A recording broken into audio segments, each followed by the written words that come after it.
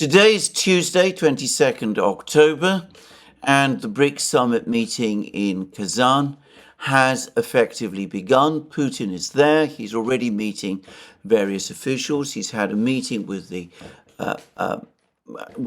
leader of the United Arab Emirates. He's also apparently had a meeting with President Erdogan of Turkey. We understand that President Xi Jinping is on his way, as is Prime Minister Modi of India.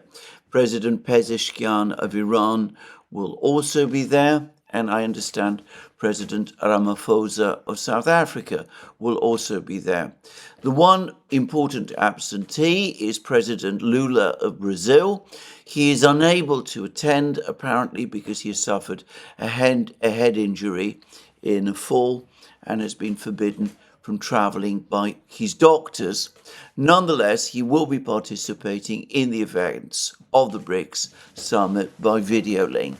So this summit is underway, and quite plausibly, in the years to come, it will be seen as one of the most important, if not the most important, event of 2024.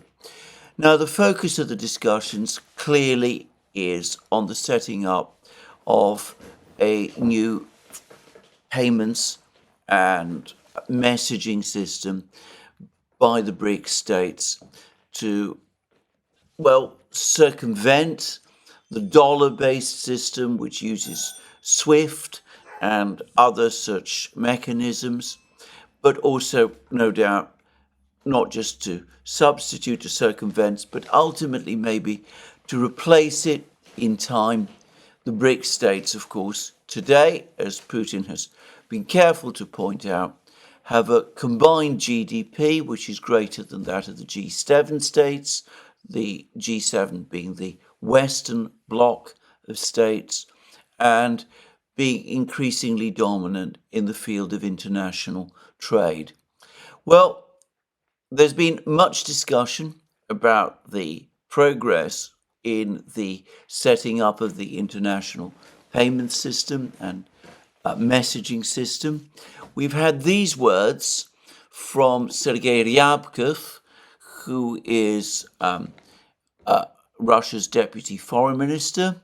He's often spoken of, by the way, as a potential successor to Sergei Lavrov, when Lavrov does eventually retire from his post as Russia's foreign minister.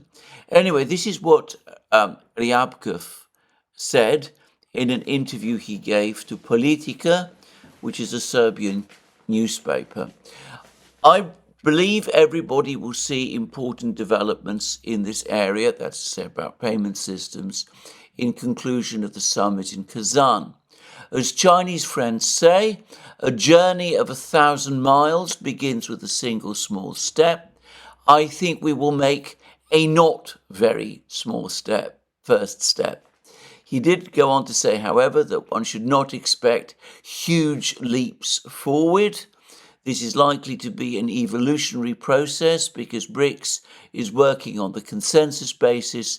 There is a long way from gradual transition from payments in national currencies to creation of a single BRICS currency.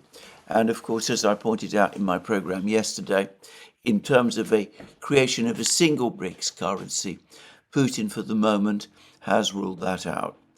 There have been other comments by other BRICS officials.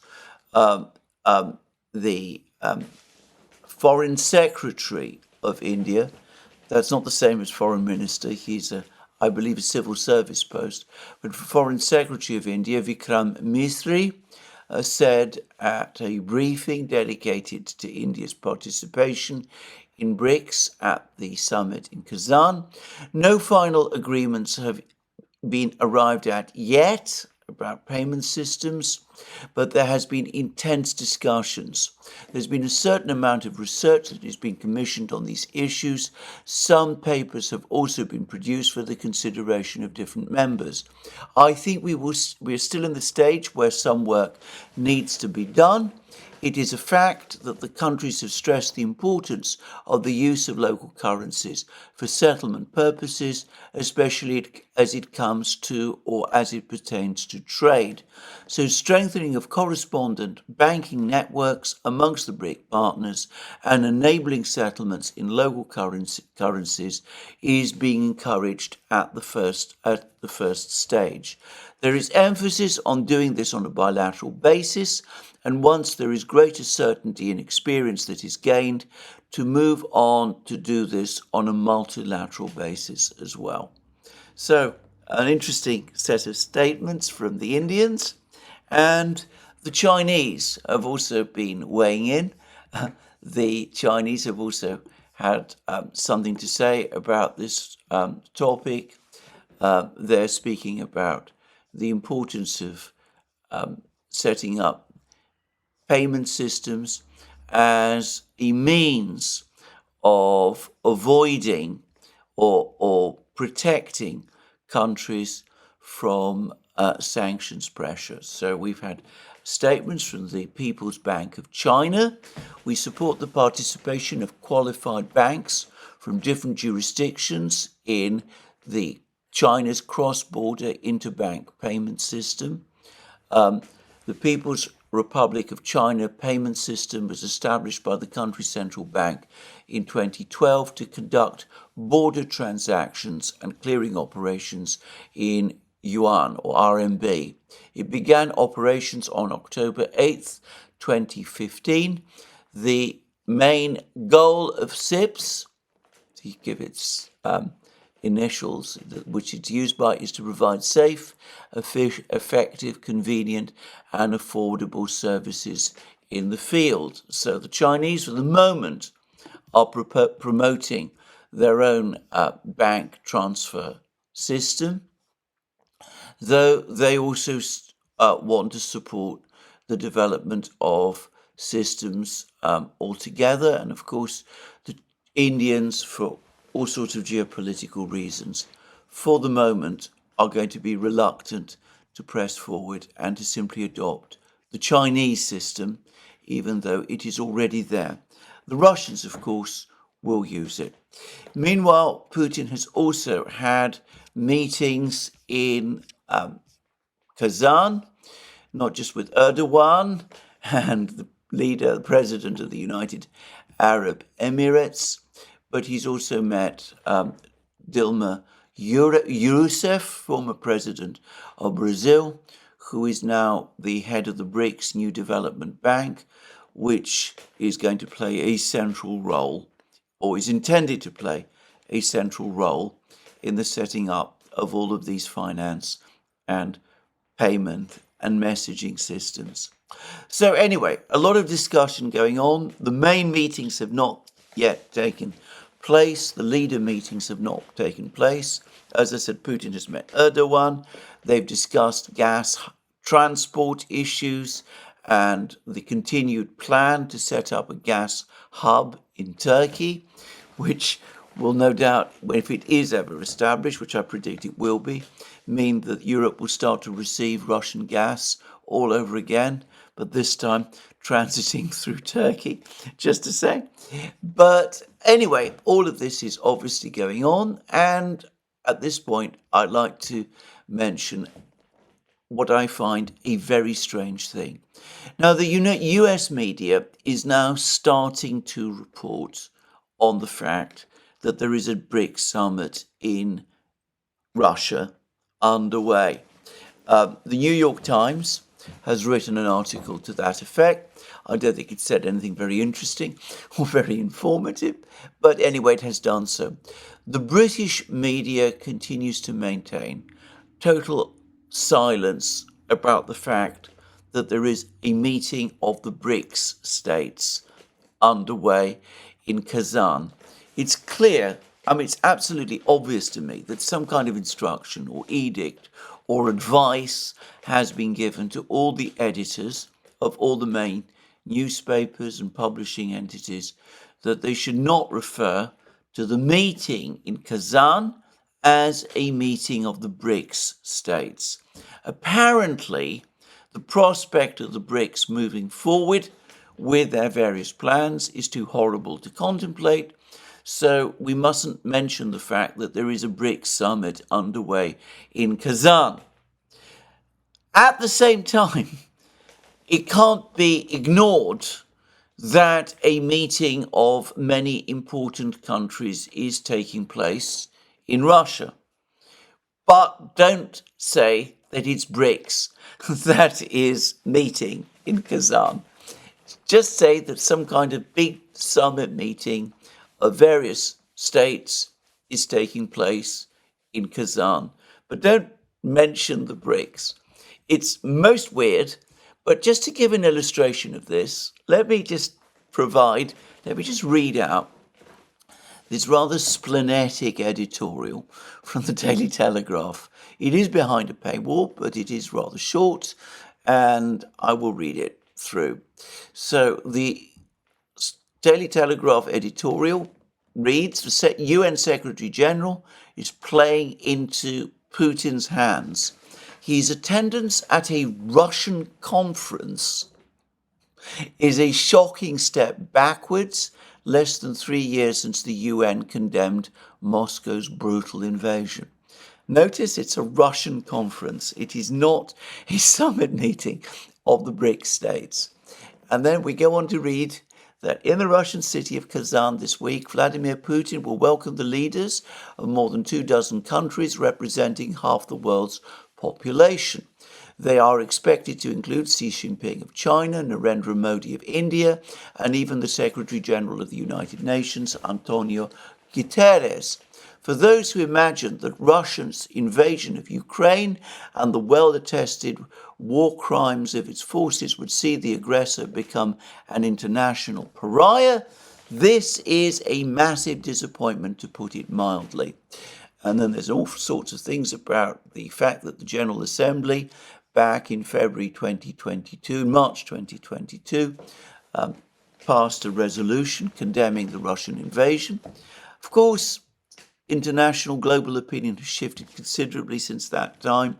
I pointed out in previous programs how one could track that shift and how the number of countries that signed up to the final statement of the peace conference in Switzerland, which took place some months ago, showed the paltry number of states that signed up to that final statement, shows the extent to which international opinion has shifted.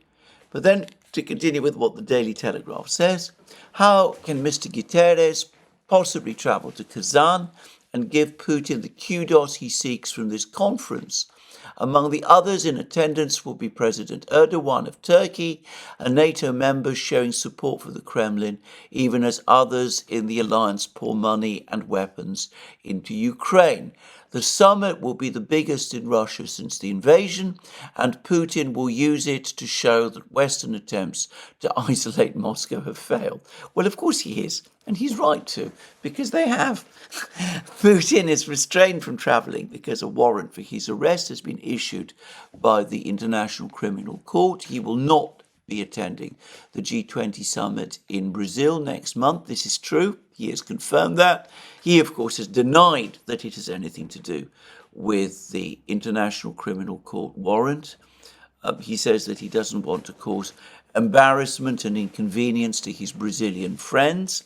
The Brazilians, having previously made it clear that they would not enforce a warrant against Putin if he did arrive in Brazil.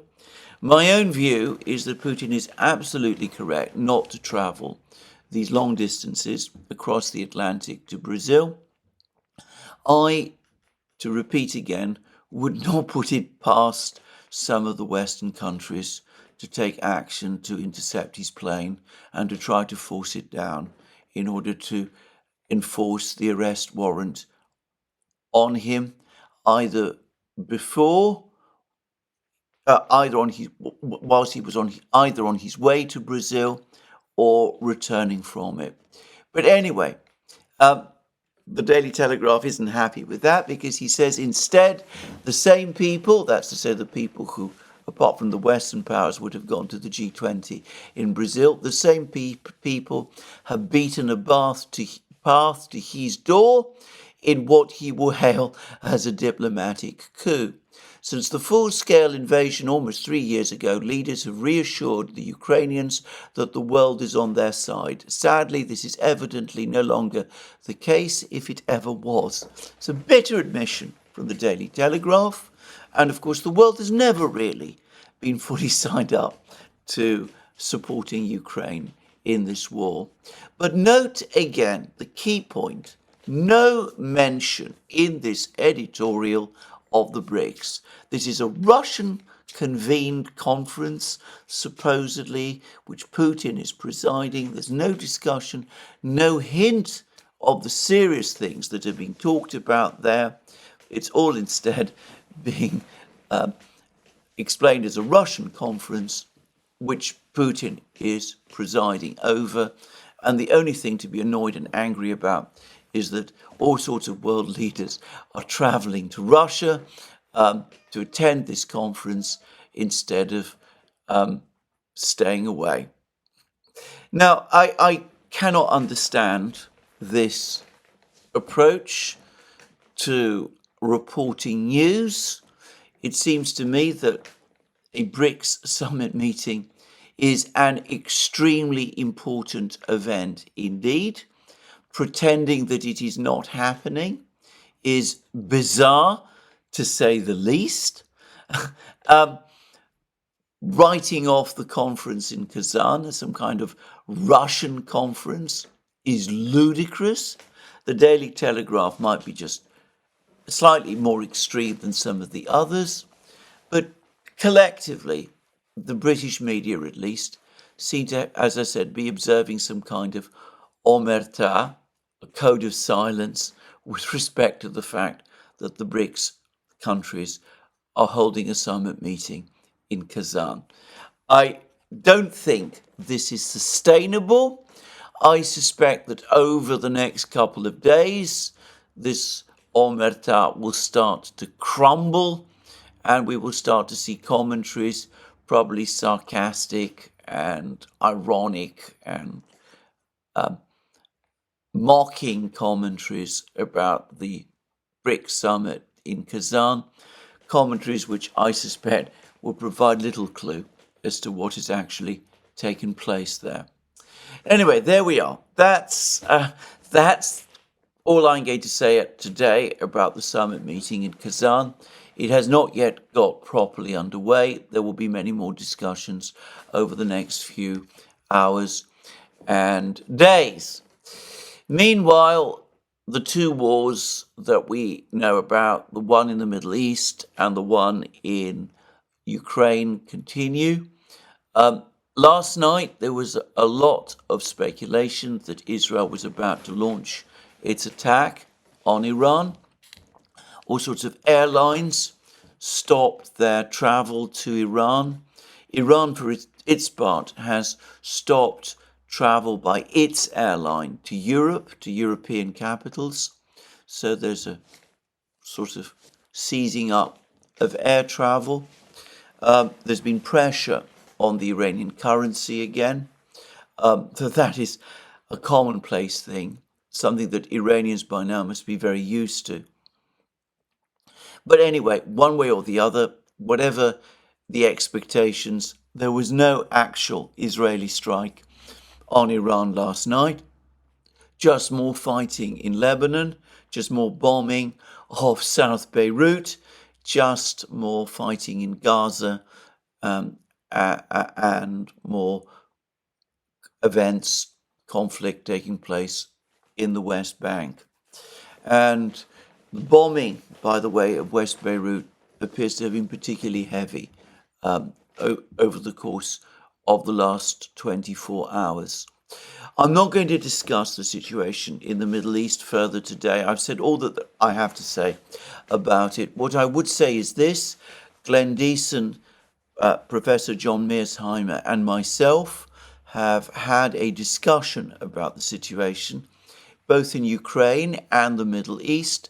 We turned to the Middle East towards the end of our discussion, which was quite long, lasted about 20 minutes. I think anyone who is interested in the Middle East conflict perhaps, well, I would be interested in seeing what we all had to say, Professor Mearsheim and myself and Glenn Deason. That discussion took place in the last 20 minutes of what was a fairly long conversation.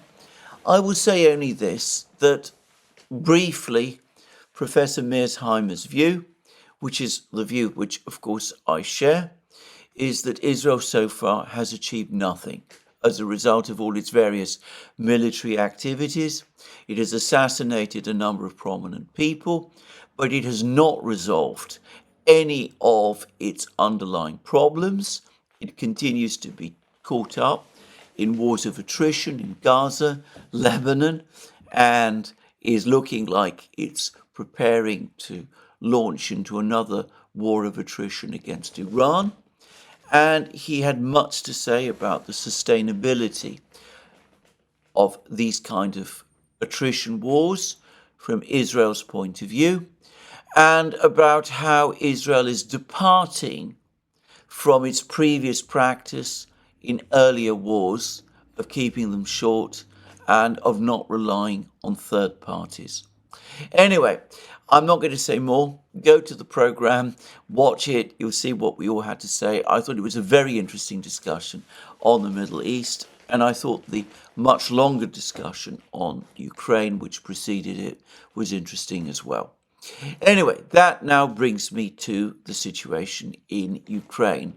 And I'm going to start today discussing that situation by reference to the military situation, because events are once again accelerating. We have,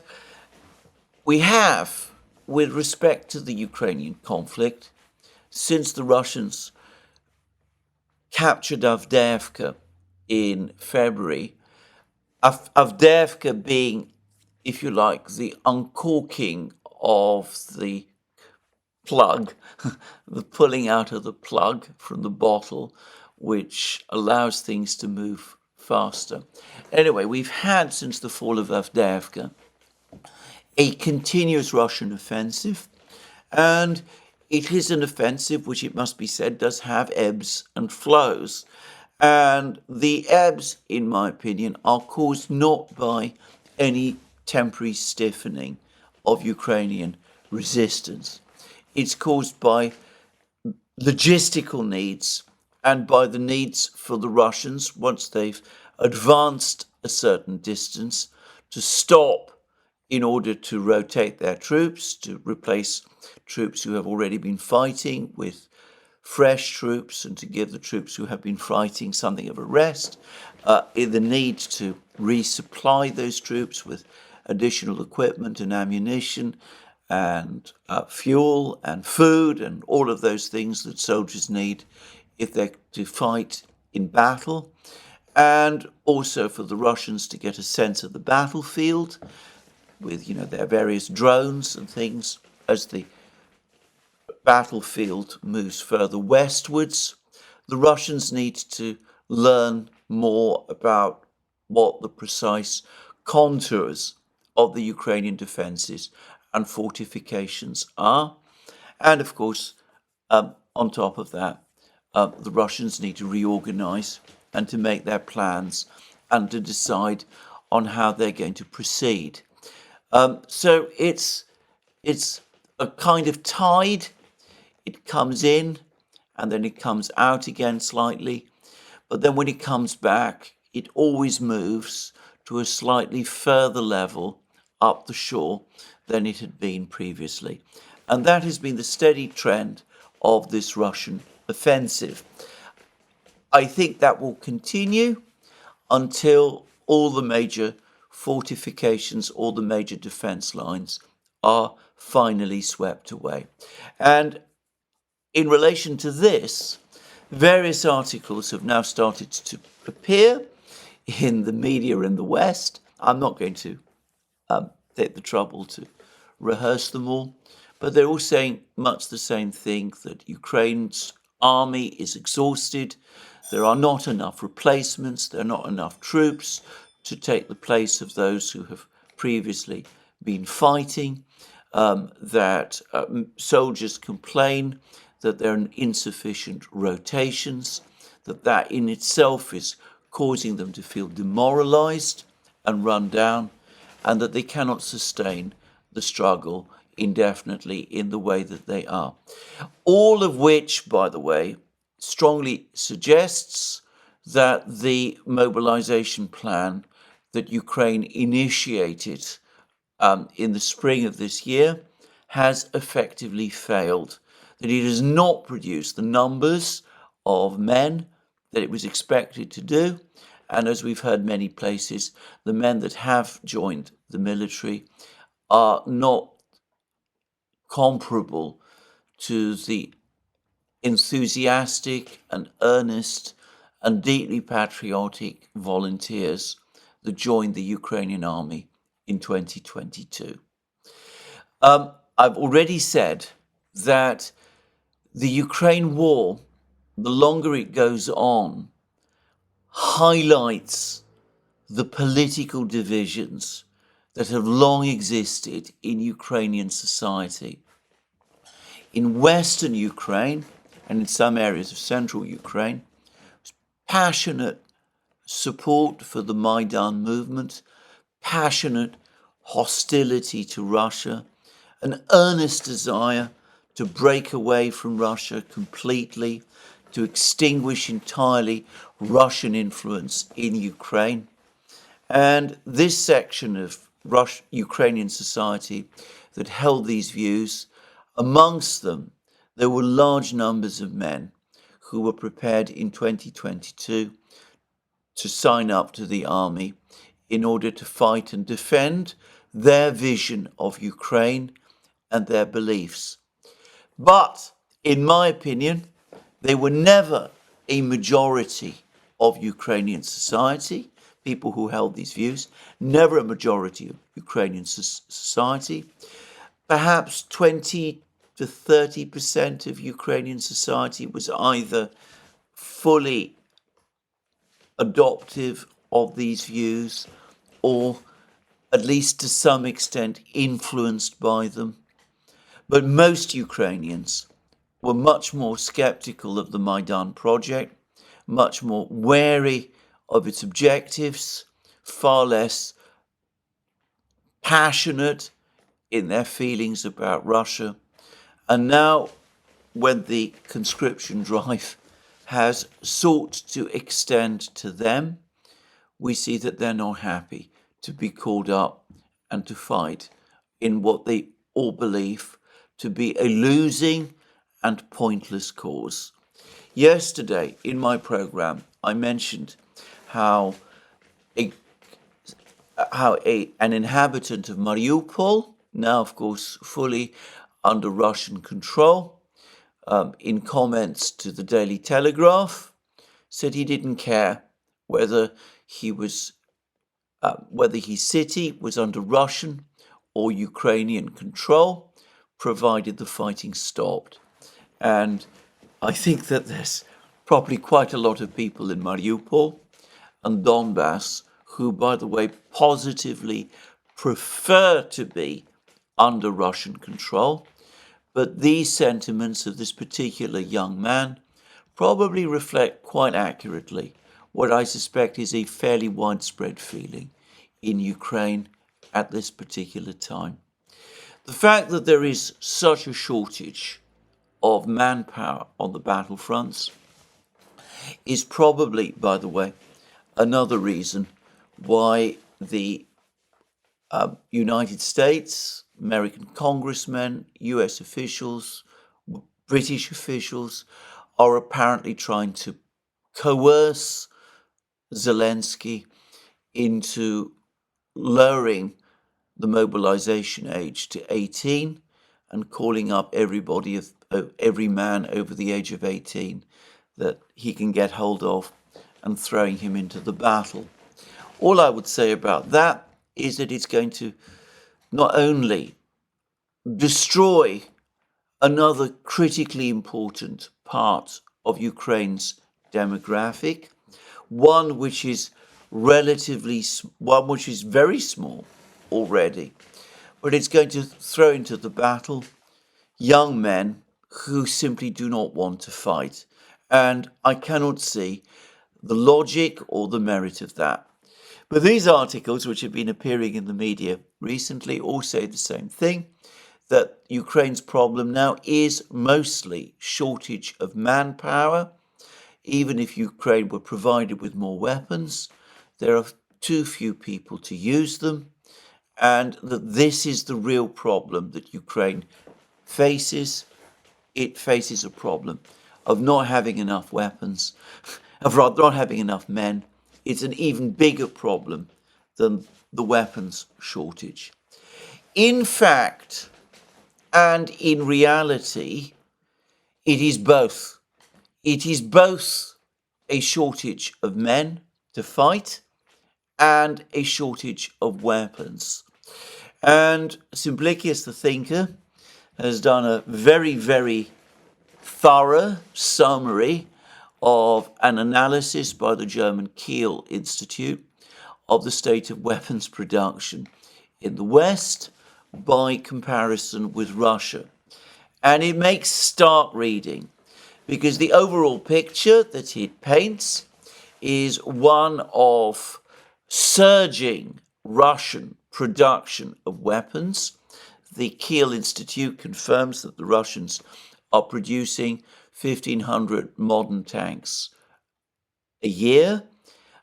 These are mostly refurbished tanks, but the Kiehl Institute is careful to concede that heavy investments by the Russians almost certainly mean that even as old stocks of rundown tanks, which can be refurbished, run out, the Russians will gradually be able to make up for that by increasing production of entirely new tanks. In fact, I'm going to say I think this is already happening, and I suspect that by now the proportion of new tanks to old tanks is starting to tilt more in favor of the new tanks as opposed to the old ones. But I'm not going to discuss this in further detail here. The key point, the main takeaway from me, both from Simplicius the Thinker's summary, and if you want to go and read the Kiehl Institute's analysis, is that Western weapons production is basically stagnating. That despite all of the brave talk about increasing production that we've been hearing over the last 3 years, production remains stuck. Some areas of production have increased. The United States has more than doubled its production of 155 millimeter artillery shells. It's now running at 38,000 a month, by comparison with the 14,000 a month that it used to produce just before the war started. But as Simplicius the Thinker points out, that figure is dwarfed by the 350,000 shells a month that most people now believe that Russia is producing.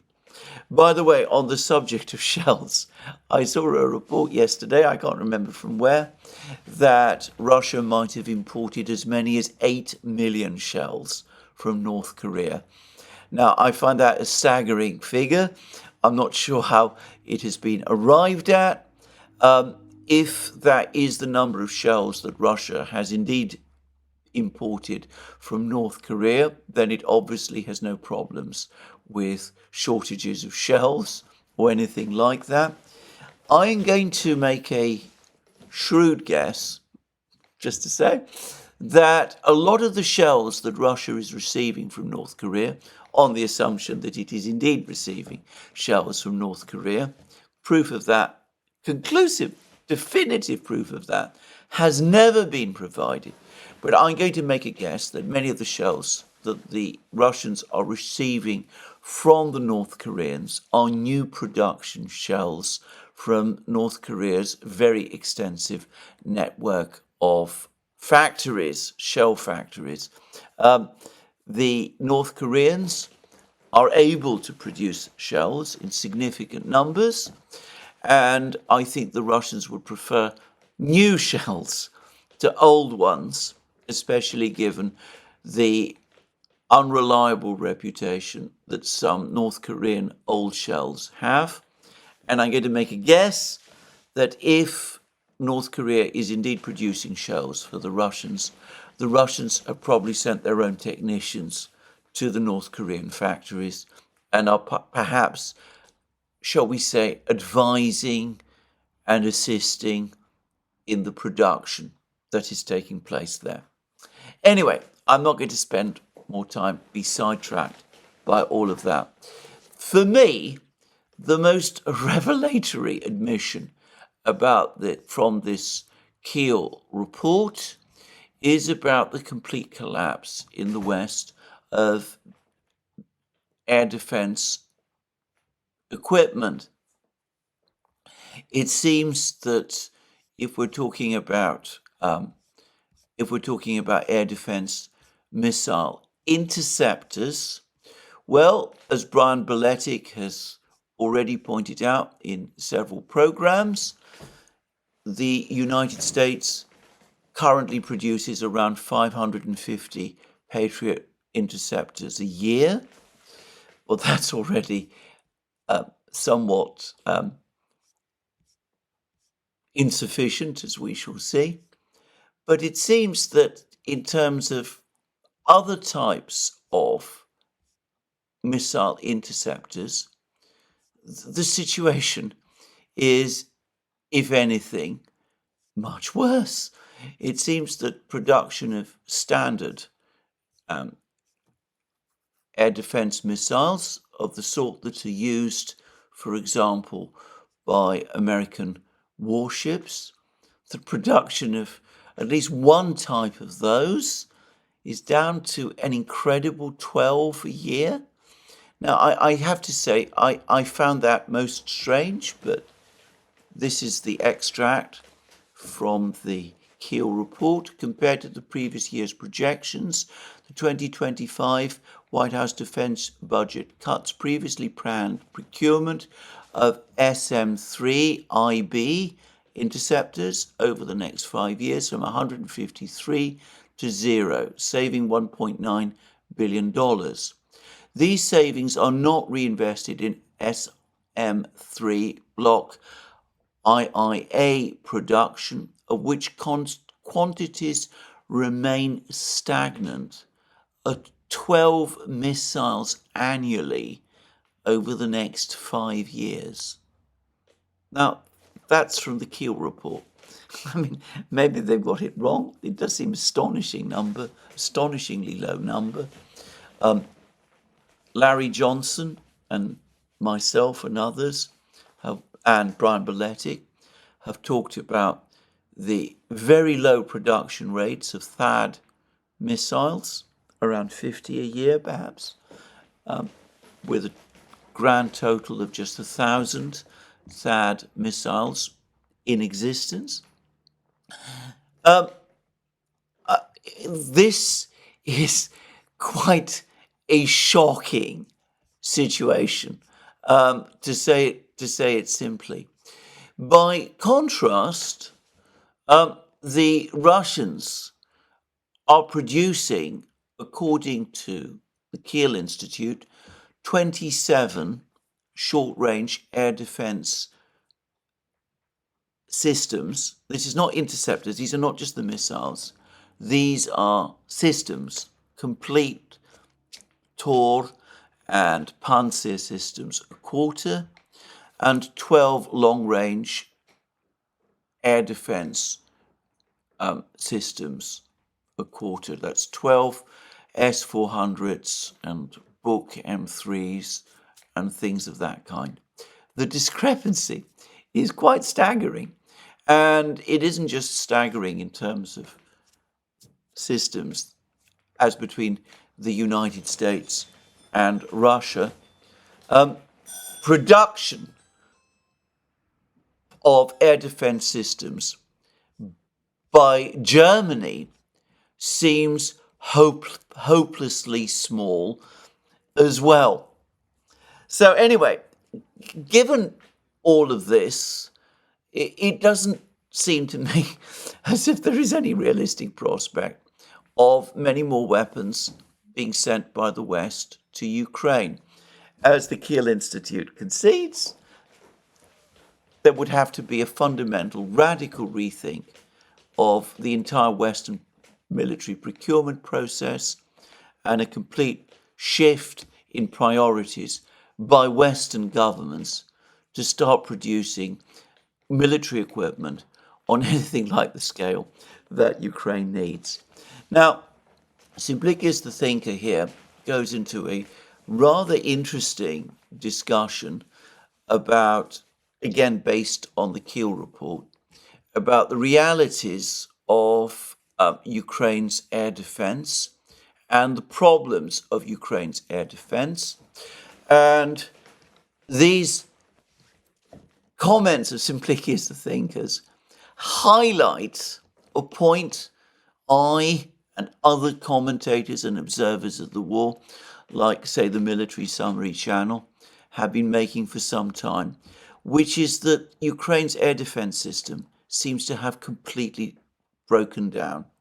To all intents and purposes, over vast stretches of Ukrainian territory, it no longer seems to exist, and to the extent it does, it seems to be concentrated in a small number of locations where air defense missiles and launchers become ready targets for Russian attack.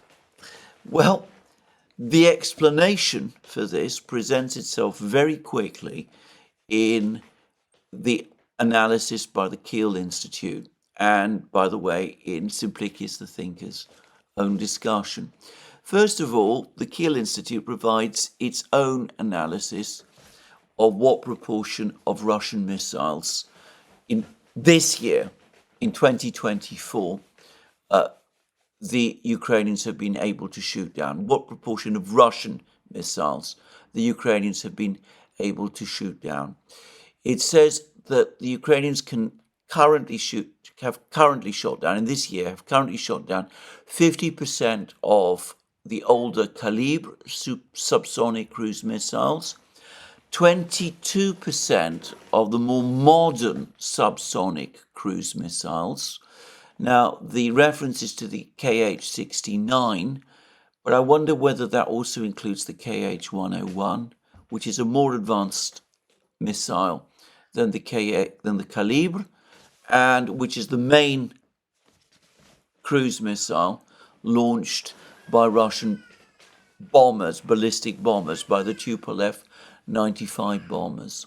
Alternatively, maybe the Calibre, the 50% older Calibre subsonic cruise missiles, also include the KH-101s, in which case it would seem that at least half of them still manage to get through.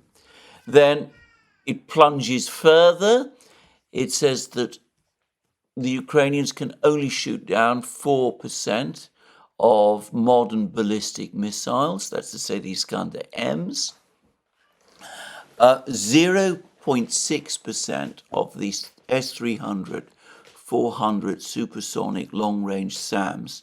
Now that makes no sense to me because, as I've said many times, the Russians are not using these missiles for strikes against Ukrainian territory. Could it be that this is Ukrainians trying to shoot down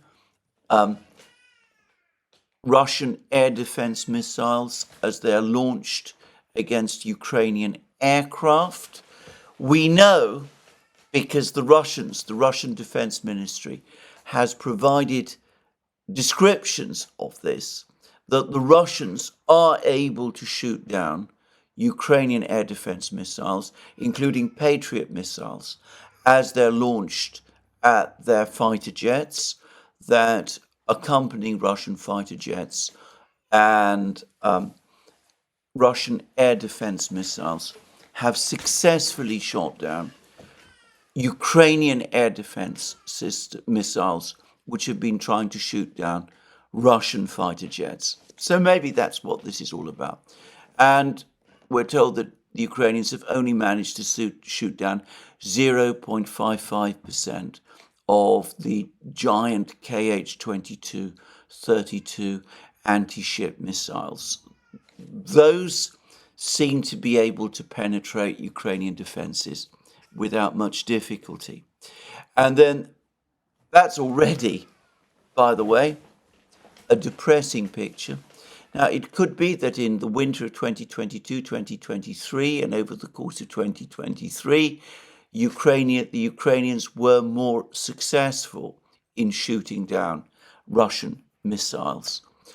But the reason the percentages have fallen is because so many missiles have now been used that the total stockpile of air defense missiles possessed by Ukraine has been massively depleted.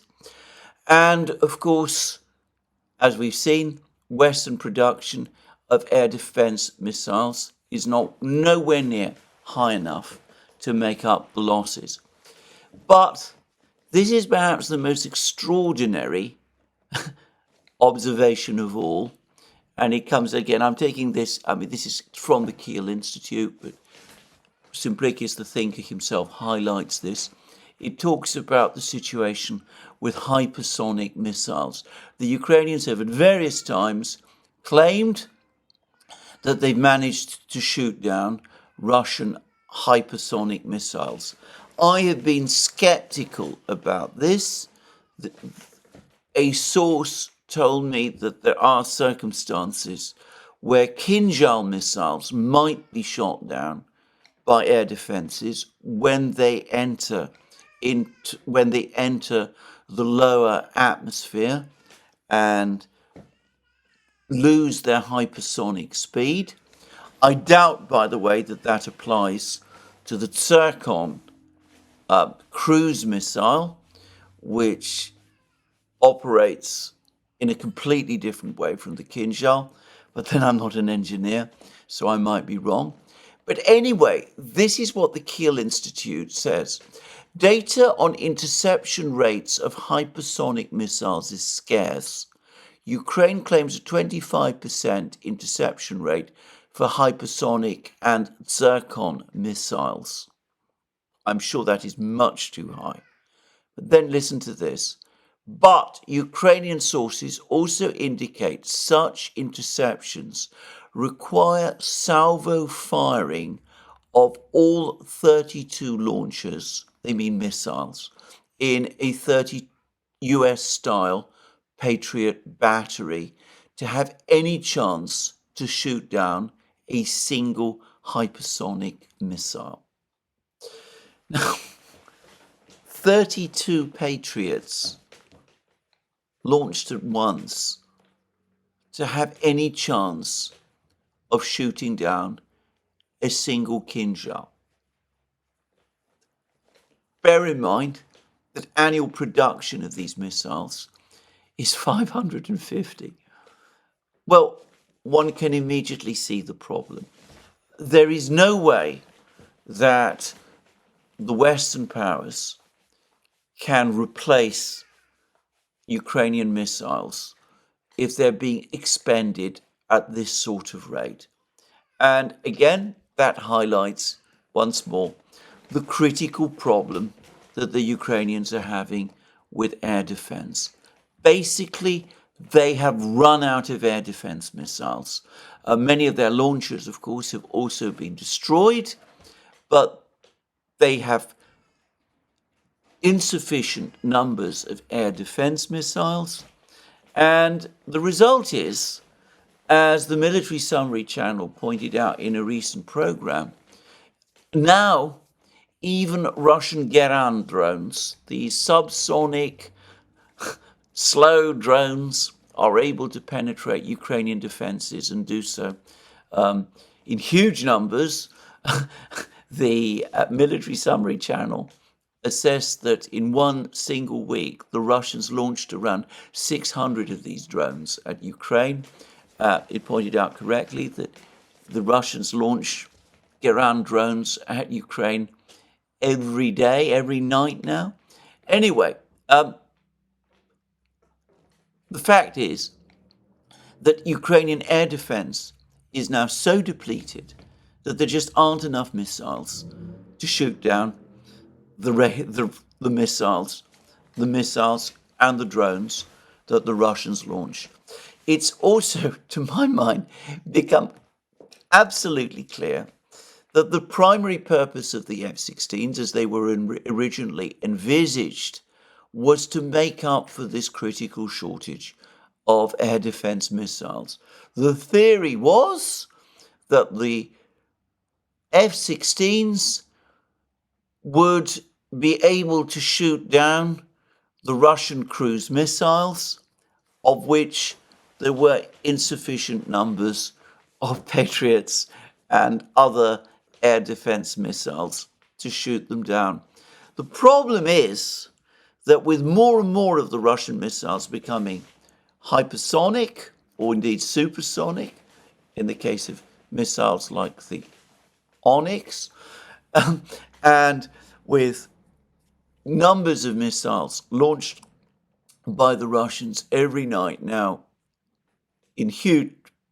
taking place in huge numbers, and with the F-16s themselves extremely vulnerable to interception by the Russians, and with the F-16 pilots insufficiently trained to fly the aircraft properly, that plan to try to build up an air defense system based on the F-16s is already looking shaky, and I suspect that before long it'll be clear that it too has failed and in effect fallen apart. There it is, a shortage of weapons as well as a shortage of manpower, and that is starting to have the effects on the battlefronts that I'm now going to discuss.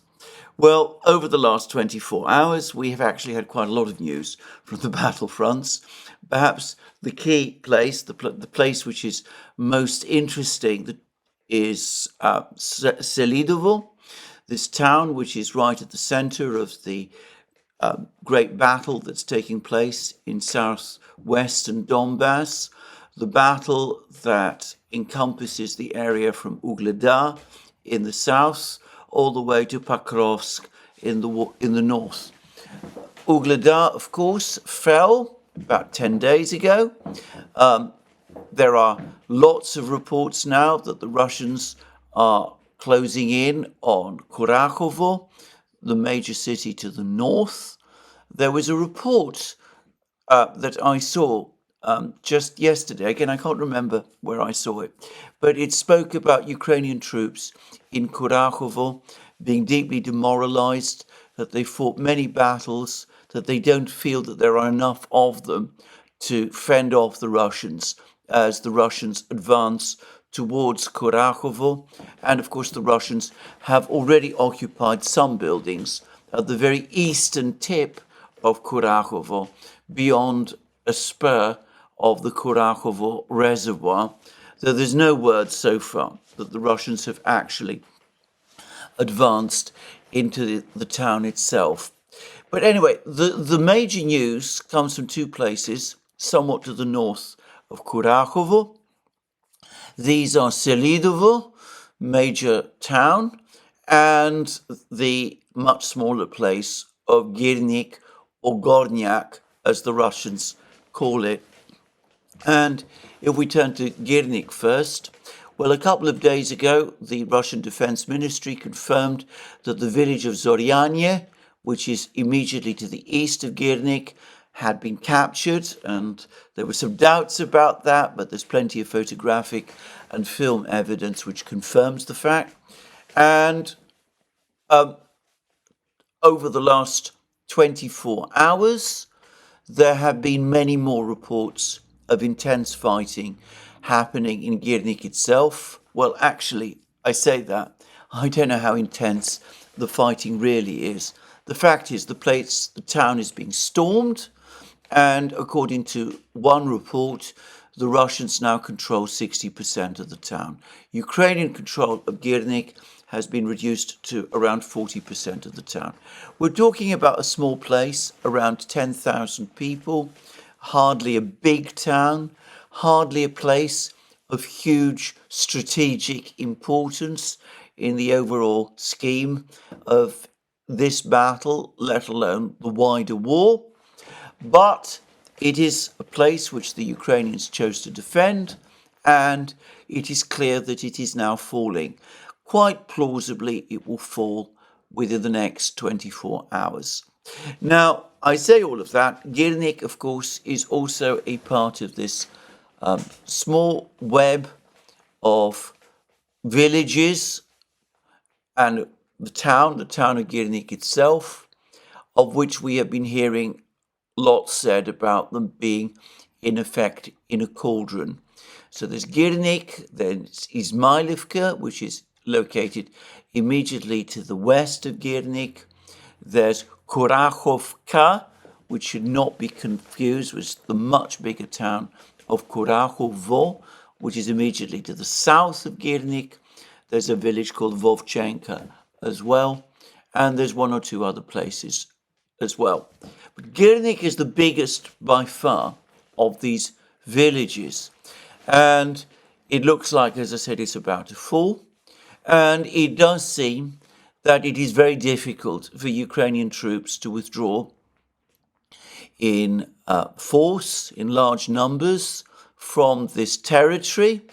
So if they're pushed out of Girnik, and probably one reason why they're losing control of Girnik so fast is because with the supply lines to the west effectively closed by Russian drone activity and perhaps by Russian reconnaissance and sabotage groups, it's difficult for supplies to get through to these troops.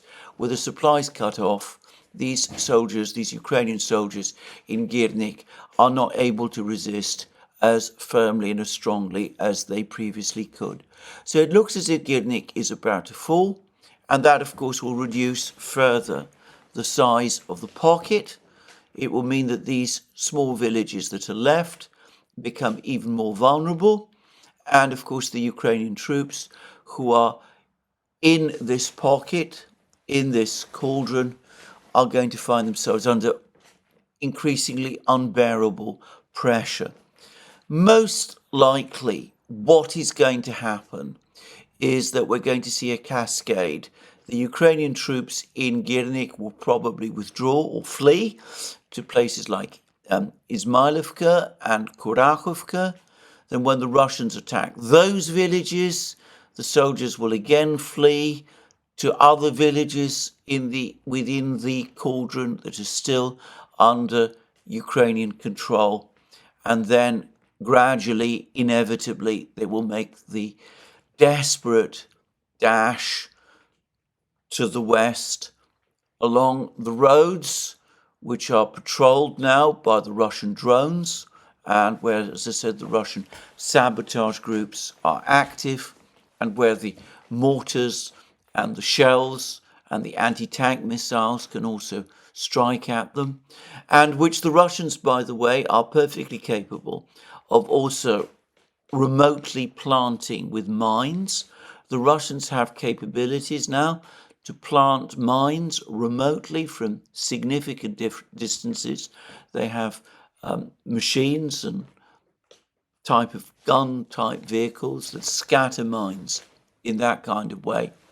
And it is likely that Ukrainian troops trying to flee in that sort of way will face, well, they will face terrible consequences, death or exposure in the fields. And of course, if they're wounded, well, one doesn't want to even think what might happen.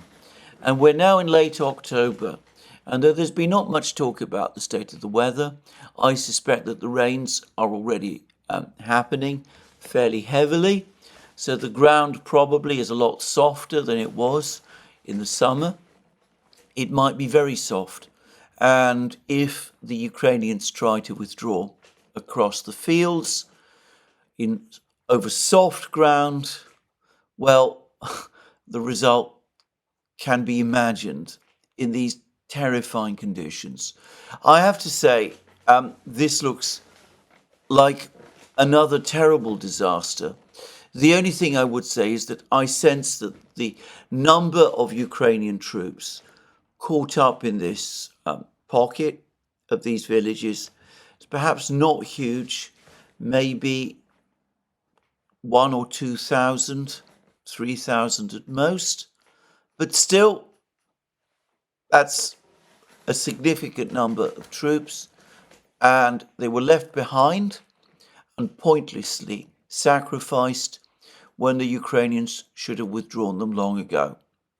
And yesterday I spoke a lot about Selidovo, and here we're getting lots of news, and more news which appears to reinforce the story that the town of Selidovo is now besieged, that the Russians have reached and entered the village of Vishnevo, immediately to the west of Selidovo, that all the main roads are cut, that the Russians have cut all the main roads. There's still ways to get in and out of Selidovo through the fields and the woods. But as I said previously, the ground will probably be wet now, and it's probably not something that soldiers would want to do, especially in darkness, when it is likely that such an escape attempt would be made. And I gather there's a lot more film now of the fighting inside Selidovo. It appears to confirm that the Russians have advanced significantly into the eastern part of Selidovo. They now control again a significant part of this town, perhaps 20% of it. The Russians did, it seems to me, occupy a significant part of Selidovo for a brief period of time in September, but it seems that they pulled back when the Ukrainians reinforced their positions in Selidovo and embarked on this encirclement operation instead. And we now see the result, that the Ukrainians are trapped and the Russians are advancing inside Selidovo. And the reason that they're advancing, again, almost certainly, is because with the supply roads cut, the Ukrainian soldiers in Selidovo can't get the reinforcements and supplies that they need in order to withstand the Russian advances and to push back against them. So that's the story of Selidovo. It's probably got perhaps a week before it starts to crumble. I'm not going to give an exact guess, but it's all playing out horribly like Vuhledar. Now, yesterday I guesstimated that there might be 3,000 Ukrainian troops in Selidovo. I've now seen it suggested that that figure is too low. The military summary channel has gone with a number of 5,000 troops, Ukrainian troops, in Selidovo. That may be true, in which case this is a significant disaster. Some of these troops will escape, but it's likely that the majority won't, and Ukraine has again sacrificed thousands of its best soldiers defending a town it should have evacuated from at least a week ago, possibly earlier, certainly when it began to become clear that the Russians were going to encircle the town and cut off the main supply roads and create a cauldron there. So it looks as if in this great battle of southwestern Donbass, two key towns, Selidovo and Kurachovo, are under great pressure. The Ukrainian troops in Girnik are now being driven out of Girnik, and the surrounding villages are likely to be taken. And the troops there who find themselves in effect in a cauldron are going to be forced to retreat, probably at night, across roads, as I said, patrolled by Russian drones, or across the fields, the wet and muddy fields. And, well, all of this brings us ever closer to that point when this whole defense system that Ukraine has established in southwestern Donbass collapses, leaving the way open for the Russians to launch their major offensive against Pokrovsk. And that, as I said, I am certain is coming, and I'm confident that the Russians will have made their major moves against Pokrovsk well before the end of the year, perhaps even sooner than that. So that's the situation in southwestern Donbass. Elsewhere, lots of reports about events, all of which seem to be taking similar directions. There's been more information about more Russian advances in the Toretsk area. Again, the mappers are very busy colouring in red areas of Toretsk which they believe are under Russian control. I'm not quite sure that these places are indeed under Russian control, but my own view for some time is that most of Toretsk by now is under effective Russian control. There may be small isolated units of Ukrainians fighting on in one or two places in the center and thereabouts, but all of the indications suggest that most of the fighting has now moved to the northern and eastern outskirts of Toretsk, which is where the Ukrainians still have some kind of a presence. And we had a very dramatic video film, which showed a Ukrainian vehicle being chased by a Russian drone along a road from Toretsk, leading north from Toretsk towards Konstantinovka. I am not sure whether this is the main road to Konstantinovka. It looked rather a narrow road, but anyway, one could see that this event was taking place on the road, and I'm not quite sure what happened to the vehicle. Some say that the Russians destroyed it, others say that they didn't. But whatever it was, the point is that it took place somewhere to the north of Toretsk. So if that's correct, then it looks as if the Russians have established what might be described as drone control over what must be one of the few remaining supply roads into Toretsk itself. And that again suggests that when the decision finally comes for the Ukrainians to pull back from Toretsk, they're going to find it very difficult to pull back, even if they have roads which they can use, because the Russian drones will be there waiting for them. On the topic of drones, the extent to which the balance of power in terms of drone warfare has now shifted decisively in favor of the Russians cannot be understated. About a year ago, I remember lots of comments about the fact that Ukraine was facing a shell crisis, but that it would try to make up the difference by using FPV drones much more. Well, I'm not sure to what extent, if any, Ukraine's shell crisis has been ameliorated. I get the sense not much. The Russians still outgun the Ukrainians multiple-fold. But anyway, regardless, instead of Ukraine being able to counterbalance Russian artillery strength with superior fleets of drones, It's the Russians, on the contrary, who not only have far more drones operating over Ukraine's skies, but I'm going to say it, more sophisticated ones. The Russians seem to be taking the first steps to develop AI drones. They've installed cameras on some of their Duran strategic drones, which means that they can now be guided by controllers to the targets. They've developed all kinds of different sorts of drones that they use for all kinds of activities.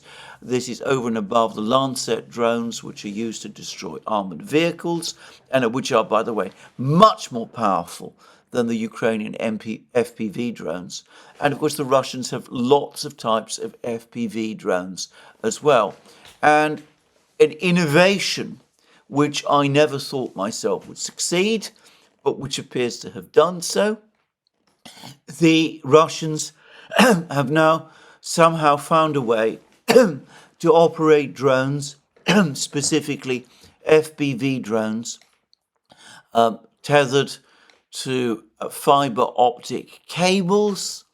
That means that they are impervious to electronic jamming because the signals go up and down the cables. It means that the quality of film that is relayed back by the drones to the controllers is crystal clear. And these drones, somewhat to my surprise, have proved incredibly effective, apparently, on the battlefield. The degree of innovation and on drones on the Russian side has overtaken the Ukrainian. And as I've discussed many times, with the Russians able to produce drones in industrial quantities, they have been able far to overtake the cottage industry of artisanal production of drones, which is what the Ukrainians relied upon. The fact that apparently China is now restricting its exports of drones, FPV drones, to Ukraine, making it more difficult for the Ukrainians to convert these drones into the kind of drones that can be used on the battlefield, must have compounded further Ukraine's problems.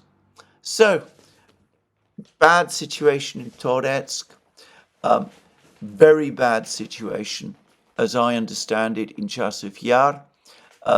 There are reports that the Russians are close to encircling Chasiv Yar, or at least cutting off the supply lines to Chasiv Yar itself.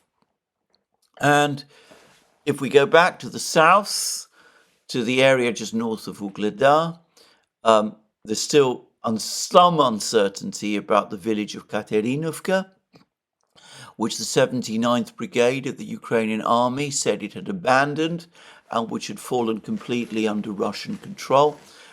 None of the mappers have yet decided that that is the case, at least not that I'm aware of, but all of them agree that the Russians are advancing through this cluster of villages north of Vuhledar, and the Russians appear, as I said in my program yesterday, to be preparing for a frontal assault on the small fortified village of Bogoyavlenka, which, given its relatively small size and its situation in the open fields,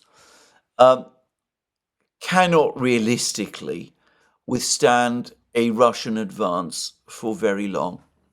And lastly, there is, of course, the ongoing situation in Kursk region and along the Oskol and Zherebets rivers lines. And I'm not going to discuss the Oskol and Zherebets situations. I think the most important story there is probably the battle for Torske, which the village literally on the Zherebets River, located just a short distance east of Liman, on the way to Slavyansk. As I said, I'm not going to discuss this further because I don't know very much about what's going on here, and it's a very confusing and complex battle. But suffice to say that the Russians continue their operation to clear the eastern banks of the Zherebets and Oskol rivers, and they seem to be coming very close to that point now. And as Radovka reported, this Russian newspaper based in Smolensk, if the Russians gain control of the east bank of the Zherebets and Oskol rivers, that in effect closes down the possibility of continued Ukrainian resistance in Siversk to the southeast. Siversk has lost its old supply lines from Bakhmut and Solidar. Those towns having been captured by the Russians a year and a half ago, more than a year, almost 2 years ago now. And all the supplies to Siversk, therefore, have come from the northwest, and those supply lines are likely to be cut fairly soon, making the entire Ukrainian position in Siversk untenable. And as Andrei Marochko told us a few weeks ago, about a week ago, putting the Ukrainian troops in Siversk, the grouping there, about 3,000 men, also in a situation of encirclement. And an encirclement, by the way, which they would not be able to escape from. They are far away from any place that they can retreat to where the Ukrainians have a stable presence. And lastly, Kursk region.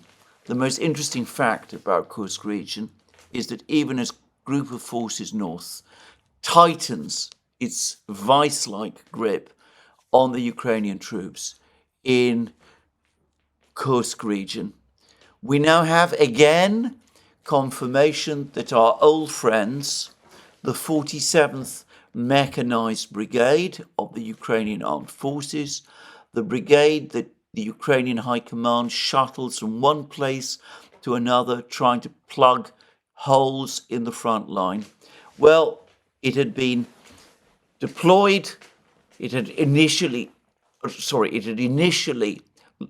spearheaded the offensive towards Zaporozhye back in 2023, the Ukrainian offensive in 2023. Then when that failed, it was pulled back until the battle for Avdiivka started, and then it was sent to plug the gaps after Avdiivka fell, and then it was defending for weeks around villages around Avdiivka like Berdichi and Stepovoye, as I well remember, and suffered terrible losses doing that. And then it was pushed back all the way westwards towards Pokrovsk, and then it was hurriedly redeployed to Kursk region to try and hold positions there. And then when the Russians started to approach Pokrovsk, it was sent back to Pokrovsk again to try to stem the Russian advance in Pokrovsk. And now, latest pictures show it's back in Kursk region, trying to slow Group of Forces North, as Group of Forces North tries to tighten the ring it is creating around Suja, the one small town, around 5,000 to 6,000 people, right on the border between Ukraine and Russia, the one small place that the Ukrainians were able to capture. Now, the Chechen officer, Abdi Alaudinov, the head of the Special Forces unit, he's still apparently in Kursk region, even though significant numbers of fighters from the Akhmat Special Forces unit appear to have been redeployed to the Chasiv Yar area. Anyway, Alaudinov, who is of course a Russian general, has now said that the entire Ukrainian operation in Kursk region is approaching collapse, that the Ukrainians have lost more than half of the territory that they captured when the offensive was first launched, that the offensive has cost them 22,000 dead. I think that number is much too high. I think that's a misunderstanding of Ministry of Defense, Russian Ministry of Defense figures, which showed 25,000 killed and wounded on the part of Ukraine in Kursk. But whatever, that is still an extremely high casualty number. Anyway, he said that the operation was a complete failure, that there is no possibility that the Ukrainians can now reach the Kursk nuclear power plant, or, and I noticed that he mentioned this for the first time, the various other nuclear weapons facilities that are located nearby. So unless he is a follower of the Duran, which I rather doubt, he is independently confirming the information from my source that one of the objectives that the Ukrainians had when they launched the Kursk operation was not just to capture the Kursk nuclear power plant, but also to capture this nuclear weapons storage facility, also located in the town of Kurchatov. Anyway, Alodinov makes the point that this whole operation has failed. In fact, it had already failed effectively by its fifth day. Neither of its two primary targets, not the nuclear power plant, not the nuclear weapons storage facility, were captured. And, well, all that Ukraine is doing by trying to cling on to the Kursk pocket is that it is feeding more meat into the meat grinder. A brutal, cynical description, not his exact words, by the way, but I think effectively an accurate one. There is, to repeat again, no route to victory for Ukraine any longer in this war. I don't think there ever has been. The only question is not whether Ukraine can win the war, it is whether it can survive. That is the only question that is open from this point. And the question of its survival is increasingly dependent on decisions made not in Kiev itself, not in the West, but decisions that are made in Moscow. To illustrate this, General Lloyd Austin has just been to Kiev. He's met with the various Ukrainian officials. He's made statements that the Ukrainians have achieved miracles, that it's astonishing that they've been able to keep fighting for so long. But it was difficult to avoid the impression that he came completely empty-handed. He did not give the Ukrainians permission to conduct deep strikes into Russia. He did not come with extra weapon supplies over and above those already announced by his boss, President Biden, and those supplies are not going to be anywhere near enough. So Lloyd Austin can talk in this way. He can encourage the Ukrainians to keep fighting. He can tell them that the United States is there, right behind them. But the reality is that with every single day that passes, Ukraine dwindles. And I said that the decisions will be made in Moscow. And I think that is true, because realistically, if the Russians want to just go on advancing right across Ukraine to its western border, by this point, they probably can. But that is not to say that those decisions that are made in Moscow could not be influenced.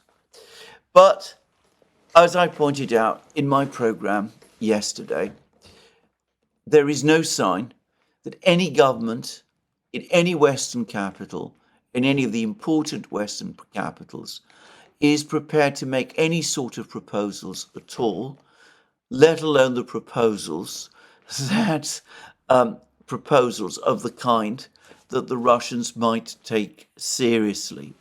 The one government that seemed to be considering some kind of peace plan, which was Germany, which had apparently contacted Turkey to discuss its peace plan and to see whether this could be made into a joint initiative to put to the Russians. That the one government, and it was the same freeze idea, which of course the Russians have consistently rejected.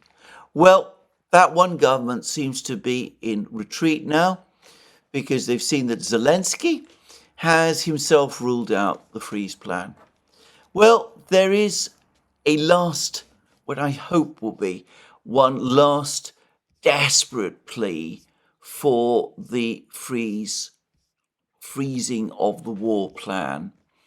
And it is written by a most eminent figure, Thomas Graham, who is one of the most senior people, or was one of the most senior people, in the Council on Foreign Relations, and someone who served a senior director for Russia on the National Security Council staff during the period of the George W. Bush administration.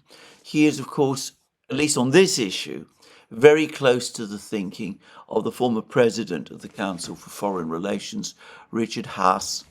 And he's written an article in the National Interest. And the title of the article is "America Must Lead Negotiations to End the Ukraine War."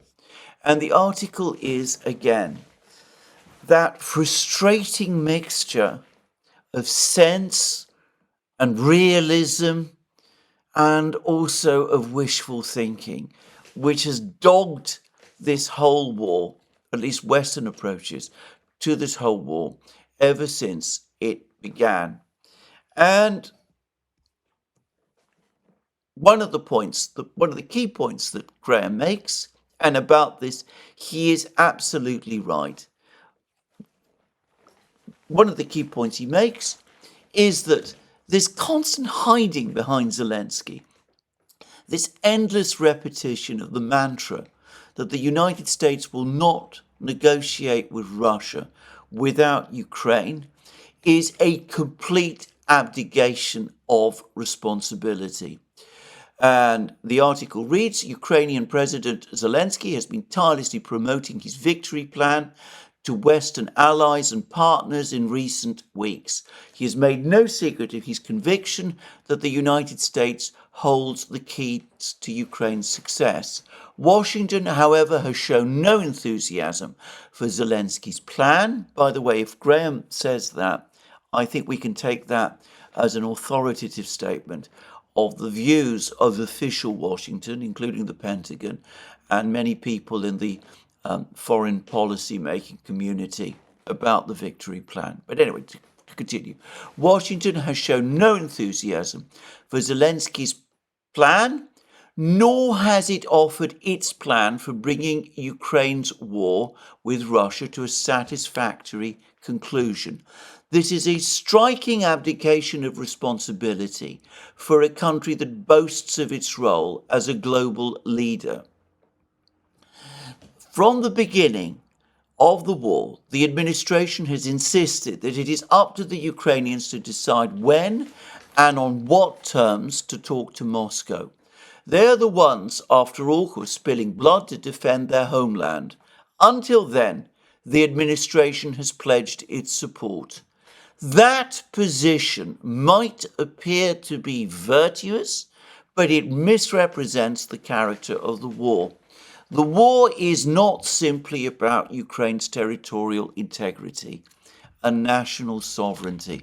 Now, that is an extremely important admission from a senior member of the foreign policy community in the United States.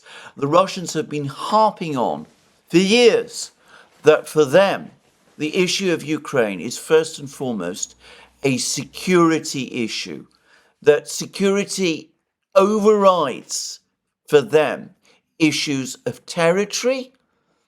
And here we see Thomas Graham essentially accepting the point. And he goes on to say it is embedded in a larger conflict between Russia and the West about the future of the European order. President Putin made clear well before he launched the massive invasion of Ukraine in February 2022. 2 months earlier, he released a draft of US-Russia and NATO-Russia treaties on security guarantees for Russia as well as other European states, in which Ukraine barely figured. His key demands were focused on neutering NATO, the key pillar of European security, which he saw as a grave threat.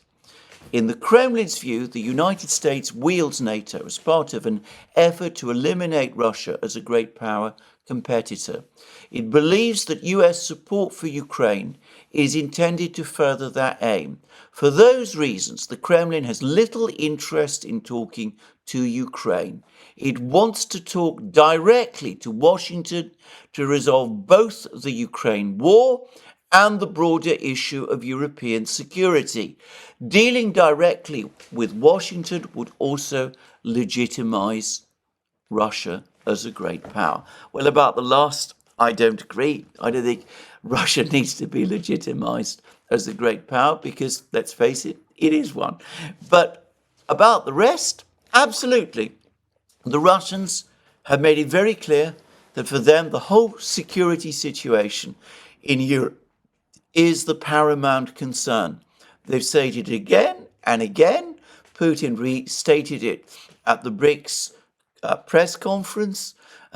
There's no possible doubt about this to anybody who pays any attention to what the Russians have been saying.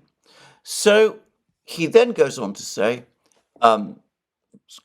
Thomas Graham goes on to say, direct US-Russian talks are thus a necessary condition for settling the conflict, though he goes on to say correctly that they're not a sufficient one. Obviously, as he correctly says, the Ukrainians will have to participate in those negotiations. There'll be other parties as well. He even concedes the possibility that other global stakeholders like China might become involved in discussions as well as potential guarantors of a final settlement. But then, up to this point, it's all, I think, a wonderful, overdue burst of realism. And then it falls apart. Because when we go on to read the rest of the article, well, what is he offering? What is he talking about? He is talking about the freeze of the conflict and the admission of the rest of Ukraine, what's left of Ukraine, into NATO. The deal would almost certainly entail shifting the focus from Ukraine's territorial integrity to the preservation of an independent and sovereign Ukraine, steadily integrating into the Euro-Atlantic community, which is achievable even if Ukraine loses land to Russia. Victory would, of course, be far from complete, but partial success, not losing, is not a small thing in any major war. Well, why does he think the Russians will agree? The Russian ambassador to the UN Security Council, Vasily Nebenzia, has just made further statements saying that Ukraine's membership of NATO is categorically ruled out. Why not take him at his word? Thomas Graham shows a profound understanding of some of the problems in this conflict, that for the Russians it's about security, that for the Russians it's essential, therefore, to involve the Americans, at least in some way, that the American pose that they won't negotiate with the Russians. It's only for the Ukrainians to do. It is frankly ridiculous and unsustainable, but then he suggests a solution, which ultimately isn't a solution at all. We have to start moving away from this wishful thinking. Acknowledge the fact that the Russians are going to win this war.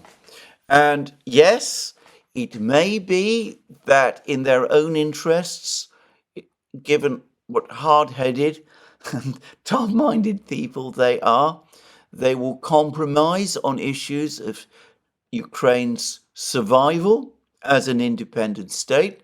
They may judge it in their interests to preserve an independent Ukraine. And on that, we may be able to find some commonality of position with them. But the moment the proposal is made that we start negotiations which end up bringing Ukraine, any part of Ukraine, into NATO, we can see that Western officials, even the most realistic ones, or former officials in the case of Thomas Graham, are simply not acknowledging or admitting the realities. I've never known a period of foreign policy failure as deep as this. I've said this many times, I say it again. Even a man as obviously intelligent and as perspicacious as Thomas Graham is, it seems to me, simply will not acknowledge the obvious. Well, there it is. Unless that happens, the war will go on, and at its end, we will have a completely defeated and overrun Ukraine, and the Russians will be dictating the terms, and we will all, including the Russians, by the way, have a massive headache left over from the war as we then try to think what can be done to get back from a mess which we have ourselves created. The tragedy is beyond description, but there it is. Well, this is where I finish my program today. More from me soon. Let me remind you again that you can find all our programs on our various platforms, Locals, Rumble and X. You can also support our work via Patreon and Subscribestar. Links under this video. Don't forget that you can also check out our shop, where you can find all sorts of amazing things, magic mugs, hats, hoodies, t-shirts, sweatshirts, all those great things. And last but not least, if you've liked this program, please remember to tick the like button and to check your subscription to this channel. That's me for today. More from me soon. Have a very good day.